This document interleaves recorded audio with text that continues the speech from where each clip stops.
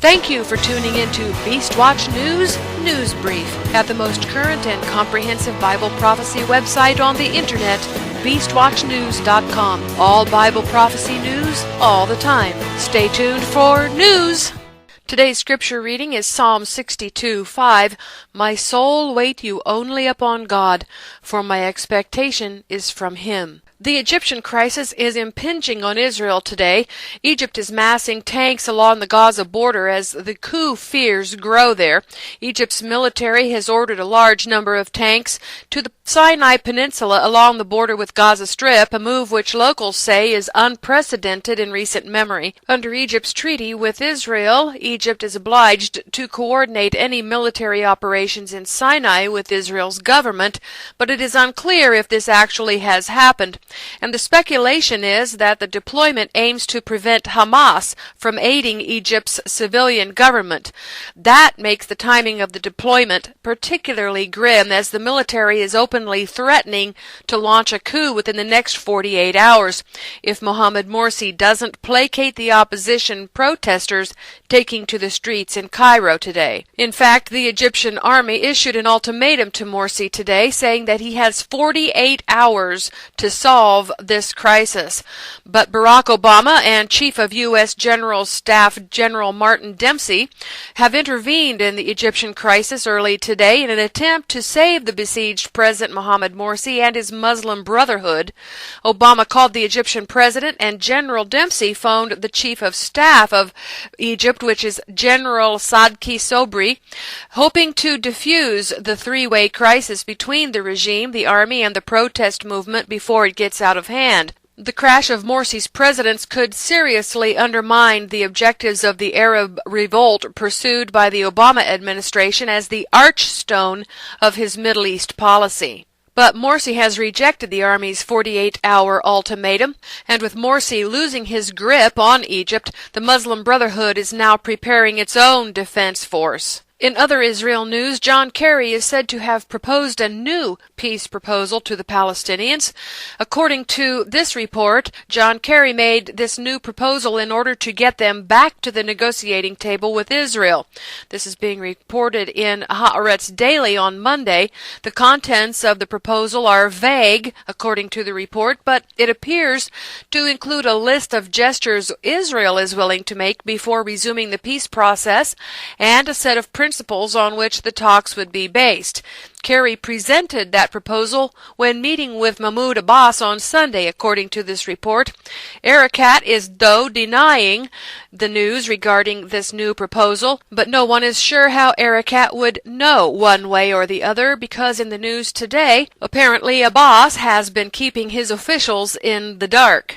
But today there is a new movement afoot between the Palestinians and the Israelis in Ramallah, a movement called the Popular Movement, which advocates a single democratic state for Israelis and Palestinians in historic Palestine, has held its first meeting at Al-Bara municipality and has sent an official letter to Palestinian President Mahmoud Abbas informing him of the launch of this movement today. Netanyahu's popularity in the Likud continues to be eroded by rival Danon, who said the Likud party and Israel's governing coalition are opposed to a two-state solution, was elected chairman of the party's Central Committee yesterday. The victory by Danon, Israel's deputy defense minister, was a blow to Benjamin Netanyahu. Danon pledged to work with Netanyahu for the good of the party. Some 80% of the Central Committee's 3,600 members voted on Sunday. The Central Committee makes decisions for the party and can change its constitution. So it looks like Netanyahu has lost the Likud, and that hardliners, those who are far to the right, are taking over the Likud institutions. Netanyahu is busy trying to quell these internal conflicts. In Syria, the Syrian army is making major advances in Aleppo today. The army's infantry, supported by artillery and air defense units, advanced in al-Zobdaya and Sif al-Duleh in Reef Aleppo in a move to take full control of both of those two regions of Aleppo. The Syrian army can protect Aleppo's residential areas only after taking control of al-Zobdaya and Sif al-Duleh. Clashes continue in both of those regions, and the Syrian army has arrested a Turkish intelligence agent in Aleppo. Syrian rebels say that they have attacked senior army officers in Damascus, and indeed a car bomb targeting security officers have rocked a Damascus neighborhood.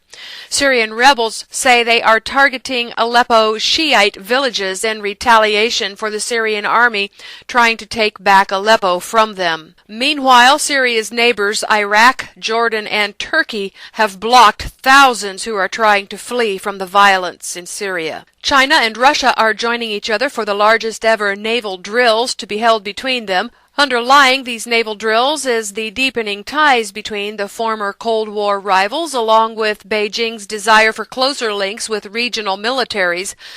China has long been a key customer for Russian military hardware, but only in the last decade have their militaries begun taking part in joint exercises. Chinese ships departed on Monday from the port of Qingdao, where China's northern fleet is based, and it is headed for the rallying point in Peter the Great Bay near Vladivostok. The Wall Street Journal today is reporting that health insurance rates could double or even triple for healthy consumers in Obamacare's exchanges. 3 months from now is X Day, the day that Obamacare's subsidized health insurance exchanges are supposed to become fully operational. But there is rate shock in the news because Obamacare dramatically increases the underlying cost of health insurance for people who buy it on their own. The Wall Street Journal looked at insurance rates in 8 states and found that while some sicker people will get a better deal, healthy consumers could see insurance rates double or even triple when they look for individual coverage. Greece's lender, the EU, is unhappy with Greece. It's unhappy with the progress it has made towards reforming its public sector, and it has said you have 3 days to deliver or face consequences. Student loan rates doubled on Monday from 3.4% to 6.8%. Under White House news, Obama is trying to fix the problems that are coming about because of the NSA spying gaffe on EU and the UN.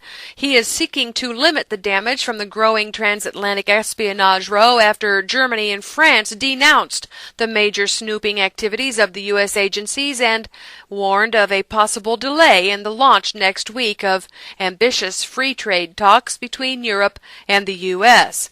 The Turks are following suit and asking Kerry to clarify that bugging scandal as well. NSA leaker Edward Snowden withdrew a request for political asylum in Russia after President Vladimir Putin said that he should stop harming our American partners, according to a Russian government spokesman. In a surprising move, Russia asked Snowden to cease his anti-American activities. Snowden has now asked for asylum from 21 countries and has been refused by all 21 countries.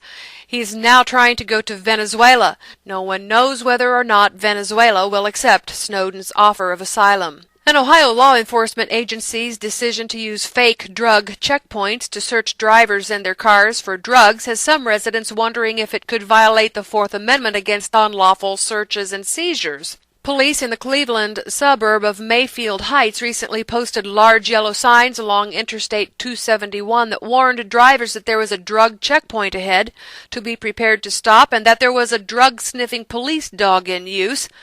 There was no such checkpoint, but just the police officers waiting to see if any drivers would react suspiciously after seeing the signs.